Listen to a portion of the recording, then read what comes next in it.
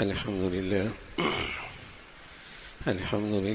والصلاة والسلام على سيدنا محمد وعلى آله وأصحابه أجمعين. الحمد لله والصلاة والسلام على سيدنا محمد وعلى آله وأصحابه أجمعين. أما بعد فأعوذ بالله من الشيطان الرجيم. بسم الله الرحمن الرحيم. والذين كفروا بعضهم أولياء بعض إلا تفعلوه تكن فتنة في الأرض وفساد كبير. صدق الله العظيم. اللهم صل على سيدنا محمد وعلى آل سيدنا محمد وبارك وسلم. اللهم صل على سيدنا محمد النبي الأمي وعلى آله وأصحابه وسلم. میرے معزز مسلمان بزرگوں، عزیز بھائیوں، آج امت مسلمہ اور اہل فلسطین جس آزمائش سے گزر رہے ہیں، ایک مسلمان اور ایک ایمان رکھنے والا ہر شخص یقیناً اس کا درد اور اس کی تکلیف اپنے اندر محسوس کرتا ہے۔ اللہ کے نبی صلی اللہ علیہ وسلم فرمایا کرتے تھے کہ من لم یہتم بامر المسلمین فلیس منہم، من لم یہتم بامر المسلمین فلیس منہم، کہ جسے مسلمانوں کے مصائب اور مشکلات اور حالات کی کوئی فکر نہ ہو، وہ سمجھ لے کہ اس کا اس امت سے تعلق بھی کوئی نہیں۔ من لم یہتم بامر المسلمین فلیس منہم، کہ جس کو مسلمانوں کے درد کا اور تکالیف کا اور حالات کا فکر اور اہتمام نہیں، فلیس منہم، اس کا اس ملت اسلامیہ سے کوئی تعلق نہیں۔ یہ کیسے ہو سکتا ہے کہ جسم کے آنکھ میں درد ہو اور باقی پورا جسم اس درد کو محسوس نہ کرے؟ یہ کیسے ممکن ہے کہ سر میں تکلیف ہو اور پورا جسم اس درد اور تکلیف کو محسوس نہ کرے؟ تو اللہ کے نبی صلی اللہ علیہ وسلم نے بتایا کہ مسلمانوں کو اس کا درد اور تکلیف ضرور ہوتی اور ان حالات کی فکر ضرور ہوتی، اور پھر مسلمان حالات کا جائزہ، تجزیہ اور اس پہ جو نظر ہے، اگر ایمان اور قرآن کی روشنی اور بصیرت سے کرے گا تو ایمان بڑھے گا، حوصلہ بڑھے گا، امید بڑھے گی، اور صحیح سوچ اور فکر کی تعمیر ہوگی۔ مسلمان حالات کا اگر جائزہ اور اس کا تجزیہ ایمان اور قرآن کی بصیرت سے کرے گا اور اس کی روشنی میں کرے گا تو فتنوں سے محفوظ رہے گا،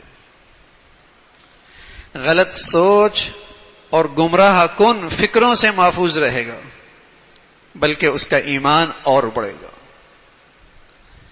بلکہ اسے صحت مند بصیرت کی بدولت صحت مند فکر اور سوچ نصیب ہوگی۔ حالات چل رہے ہیں، ان حالات میں ایک بات تو قرآن ہمیں یہ بتاتا ہے، وَلَن تَرْضَىٰ عَنْكَ الْيَهُودُ وَلَا النَّصَارَىٰ حَتَّىٰ تَتَّبِعَ مِلَّتَهُمْ، یاد رکھنا یہود و نصارہ کبھی تم سے خوش نہیں ہوں گے جب تک کہ تم اسلام سے دستبردار ہو کر ترقی نہیں کرو گے، وہ تمہیں کبھی قبول نہیں کریں گے۔ ایسی ترقی، ایسی خوشحالی، تمہارے ملکوں کی ایسی خوشحالی جو ایمان اسلام کے بغیر ہو وہ تو قبول ہے، ایمان کے ساتھ نہیں، اسلام کے ساتھ نہیں۔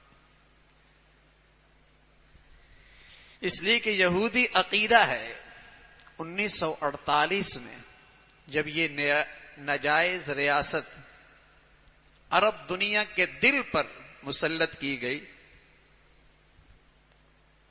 1948 میں، یہ چھوٹی سی ایک ریاست تھی، لیکن اب پھیلتے پھیلتے اتنی بڑی ریاست بن گئی کہ وہاں کے مقامی مسلمان اور فلسطینیوں کے پاس 22% رہ گیا، 78% ان کے پاس ہے۔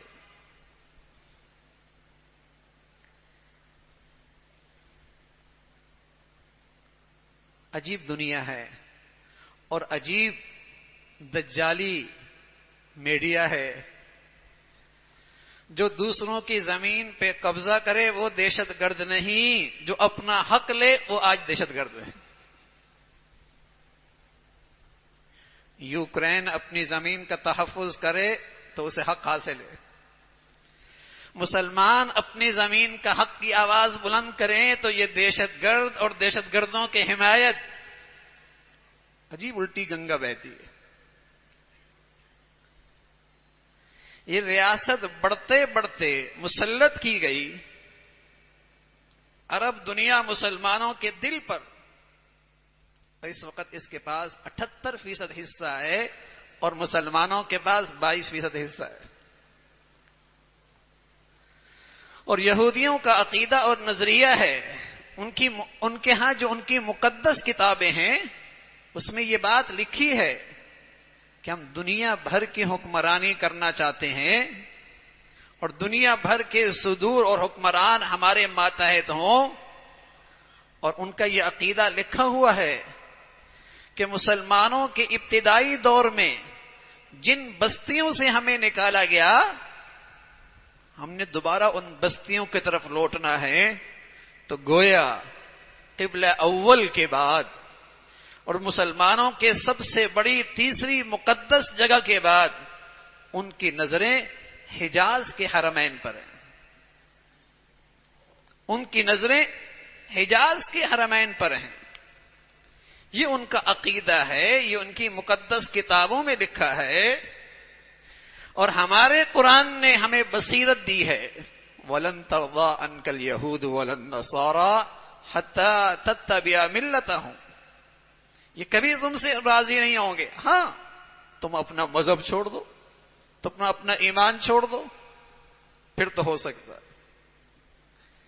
1968 میں 1968 میں ایک بڑی جنگ ہوئی، پورا عرب اکٹھا ہوا، مصر خلیج کی سب سے بڑی فوج اپنے پاس رکھتا ہے، اسرائیل سے جنگ ہوئی، لیکن بدقسمتی تھی اس وقت عربوں نے عرب کی قومیت کی بنیاد پر جنگ لڑی، عرب قومیت کے نام پر جنگ لڑی، چند گھنٹے بھی مقابلہ نہ کر سکے اور رسوا ہو گئے، چند گھنٹے بھی مقابلہ نہ کر سکے قومیت کی وجہ سے، عصبیت کی بنیاد پر، لسانیت کی بنیاد پر، عربیت کی بنیاد پر جب مقابلے پہ آئے چند گھنٹے بھی مقابلہ نہ کر سکے۔ اور میرے عزیزو سچ بتاؤں، اگرچہ فلسطین کی ریاست چھوٹی سی ہے اور انتہائی غریب ہے اور کئی سالوں سے ان کی ناکہ بندی ہے، لیکن آج ایمان مقابلے پہ آیا ہے اور دنیا نے آج ایمان کی طاقت بھی دیکھی ہے۔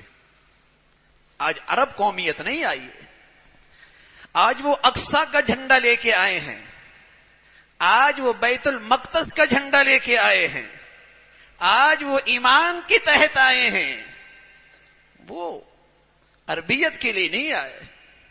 وہ قبلہ میرا اور آپ کا بھی ہے، وہ میرے اور آپ کی بھی تیسرا حرم ہے، وہ پوری امت اسلامیہ کی طرف سے فرض کفایہ ادا کر رہے ہیں، فریضہ ادا کر رہے ہیں اس کے تقدس کا۔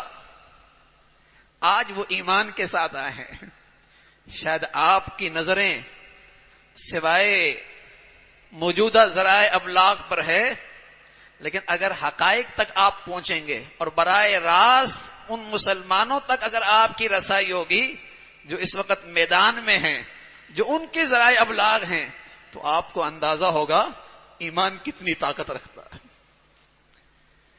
3 لاکھ کی فوج، دنیا کے سب سے مؤثر اور بڑی طاقت انٹیلیجنس کی، اور سائنس اور ٹیکنالوجی میں دنیا میں پہلے نمبر پر. لیکن اللہ کی شان، چند گھنٹوں میں اس کی طاقت کا غرور نیست و نابود ہو گیا، چند گھنٹوں میں.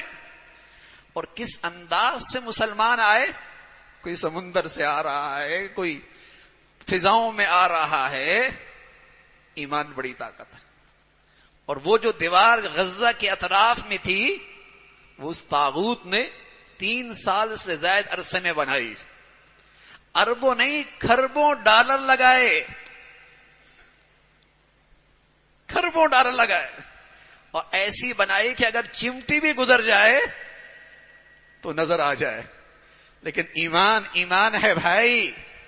اور میرے عزیزو، آپ سبق لیں ان حالات سے، ان حالات کا صحیح رخ پہ جائزہ لیں کہ وہ چند لاکھوں کے ڈالر خرچ کر کے آپ کے معاشرے اور سوسائٹی کو ایمان سے محروم کیوں کرنا چاہتے ہیں، تاکہ وہ کھربوں ڈالر کا تحفظ کر سکے.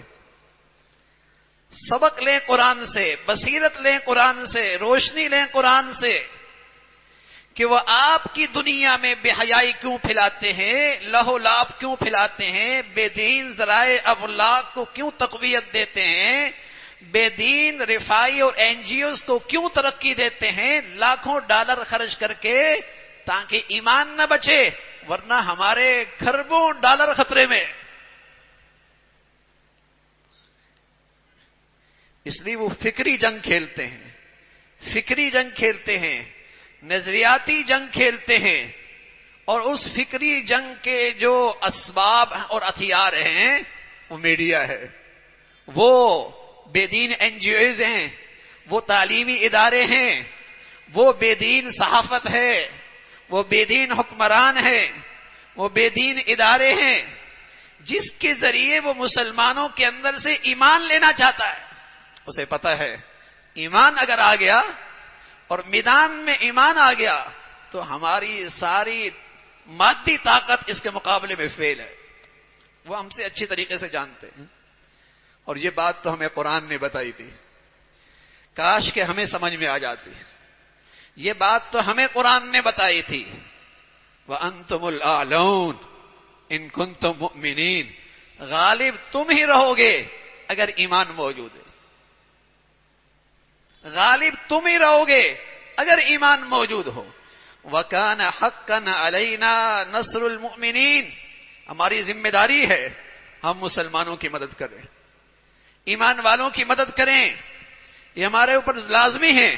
وَمَن نَّصْرُ إِلَّا مِنْ عِنْدِ اللَّهِ الْعَزِيزِ الْحَكِيمِ. مدد اور نصرت اللہ کی طرف سے آتی ہے. باقی یہ حالات تو نبی موجود ہے، نبی بھی جماعت میں موجود ہیں، نبی بھی لشکر میں موجود ہیں.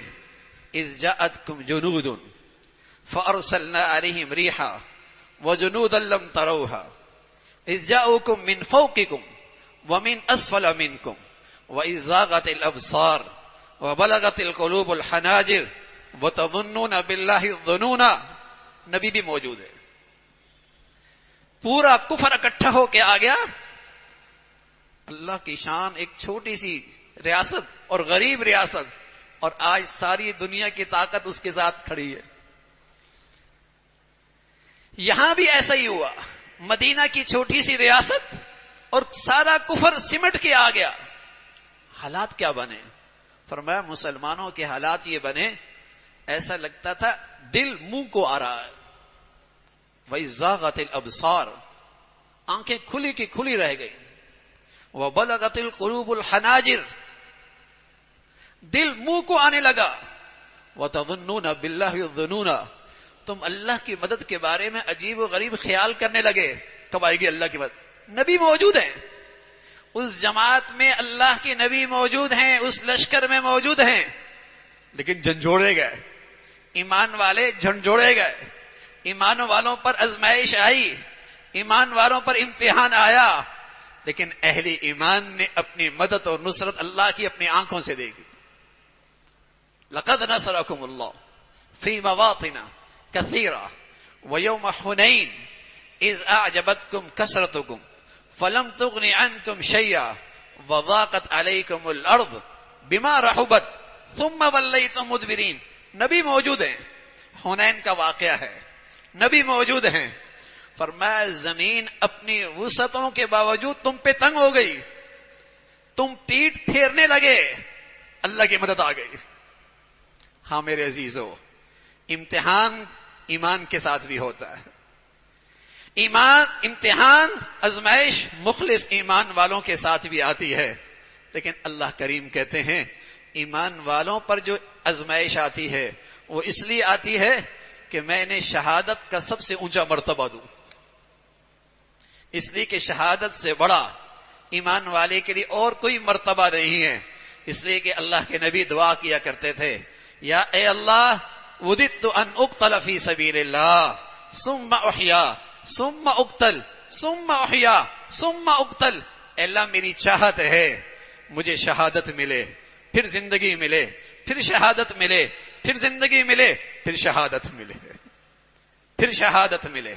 ہاں میرے عزیزو، مسلمانوں میں بزدلی کب آتی ہے، مسلمانوں میں کمزوری کب آتی ہے، مسلمانوں میں بزدلی کب آتی ہے، مسلمانوں میں کمزوری کب آتی ہے؟ حب الدنیا و کراہیت الموت. حب الدنیا و کراہیت الموت، جینے کا شوق، دنیا پرست، یہ بزدلی ہے. یہ وجہ ہے بزدلی کی، یہ وجہ ہے مسلمانوں کی ناکامی اور ذلت اور پستی کی. ایمان، بہادری اور شجاعت یہ تو مسلمانوں کو عروج دیتا ہے، عزتیں دیتا ہے. ہمارے آباء و اجداد ہی نے تو کارنامہ سر انجام دیا تھا. قیصر و کسریٰ کا غرور، قیصر و کسریٰ کا غرور کیسے خاک ہوا؟ کیا چیز تھی ان کے پاس؟ کیا ان کے پاس وسائل بہت تھے، اسباب بہت تھے، ٹیکنالوجی بہت تھی؟ جتنا تھا میدان کے ساتھ آئے، میدان میں آئے، لیکن ایمان کے ساتھ آئے، لیکن ایمان کے ساتھ آئے، قربانی کے ساتھ آئے. اللہ کی خاطر سب کچھ قربان کر دیا. اللہ کی رضا پانے کے لیے ہر چاہت قربان کر دی. اپنی زندگی میں اس ذات کا لحاظ رکھا. کیا روم کی طاقت تھی، کیا کسریٰ کی طاقت تھی، کیسی زمین سے نیست و نابود ہوئی. اللہ آج بھی وہی ہے، وہ ذات آج بھی بڑی قوی ہے. لیکن اس قوی ذات سے میرا تعلق قوی ہو جائے نا. وہ ذات آج بھی بڑی طاقتور ہے، اس طاقتور ذات سے آج میرا تعلق بھی مضبوط ہو جائے، اس کی مدد آج بھی اترنے کے لیے تیار ہے. تو میرے عزیزو، وہ خوش نصیب لوگوں نے تو اپنا ایمان دنیا کو دکھا دیا، دنیا کو دکھا دیا ہے کہ ایمان بڑی طاقت ہے. کوئی خوف نہیں، کوئی دبدب، کوئی مرعوبیت نہیں. اور دوسری طرف دیکھیے، آج طاغوت پوری دنیا میں کانپ رہا، خوف زدہ ہے، ساری طاقتیں لے کے آ گئے. ورنہ اس ایک ملک کی طاقت ہی کافی تھی، وہ بھی لے کے آ رہا ہے، وہ بھی لے کے آ رہا ہے. تو لیکن میرے عزیزو، سبق لو ان حالات سے، تجزیہ کرو ان حالات کا صحیح. گمراہی سے محفوظ رہیں گے، لیکن ان حالات کا صحیح جائزہ اور صحیح تجزیہ دجالی میڈیا سے نہیں، قرآن کی روشنی سے، اپنی نبی کی زندگی سے، قرآن کی روشنی سے، نبی کی زندگی سے لیے تو اندازہ ہوگا کہ یہ حالات اللہ کی توفیق رہی اور مدد رہی تو ان مسلمانوں نے مسلمانوں کو نئے سرے سے زندگی دے دی ہے. فلسطین کے مسلمانوں نے اپنی قربانی سے، اپنی شہادتوں سے پورے عالم اسلام کو ایک نئی زندگی دی ہے. جو مسلمان مرعوب تھا، دبدبے کا شکار تھا، بزدل ہو چلا تھا، خوف بیٹھا ہوا تھا، جہاں ذرا سا بھی ایمان تھا اس کے اندر ایک تازگی آ گئی، ایمانی تعلق زندہ ہو گیا، ایمانی رشتہ زندہ ہو گیا. ہمارا فلسطین سے کیا تعلق ہے؟ کوئی زبان کا ہے، کوئی رنگ کا ہے، کوئی زمین کا ہے، کوئی جاگیر کا ہے، ایمان کا رشتہ ہے نا۔ آج کفرستان کا مسلمان بھی ان کی حمایت کے لیے کھڑا ہے، آج کفرستان کا مسلمان بھی ان کی حمایت کے لیے کھڑا ہے۔ کیوں؟ ان سے میرا رشتہ ایمان کا ہے، ان سے میرا رشتہ اسلام کا ہے۔